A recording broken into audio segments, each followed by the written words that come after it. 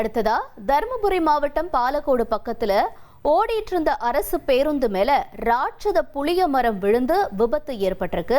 அதனுடைய காட்சிகளையும் நாம பார்க்கலாம். இதுதான் அந்த காட்சிகள். பேருந்து மேல மரம் விழுந்திருக்கக்கூடியது. மாரண்டஹள்ளி பக்கத்துல பன்னிஹள்ளி கிராமத்திலிருந்து பள்ளி மாணவர்களை அழைச்சிட்டு வந்த பாலக்கோடு பணிமனையிலிருந்து அரசு பேருந்து புறப்பட்டு போயிருக்கு.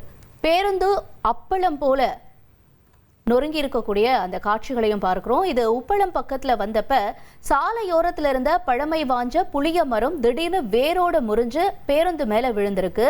அப்ப பேருந்துல பயணிகள் அப்புறம் மாணவர்கள் குறைவா இருந்ததுனால பெரும் உயிர் சேதமும் தவிர்க்கப்பட்டிருக்கு. அனைவரும் அதிர்ஷ்டவசமா உயிர் தப்பியிருக்காங்க. இந்த விபத்துல பேருந்தினுடைய முன்பகுதி அப்புறம் கண்ணாடிகள் பலத்த சேதம் அடைஞ்சிருக்கக்கூடிய அந்த காட்சிகளையும் பார்க்கிறோம். இந்த விபத்தால அந்த பகுதியில 2 மணி நேரத்திற்கு மேலா போக்குவரத்தும் பாதிக்கப்பட்டிருக்கு.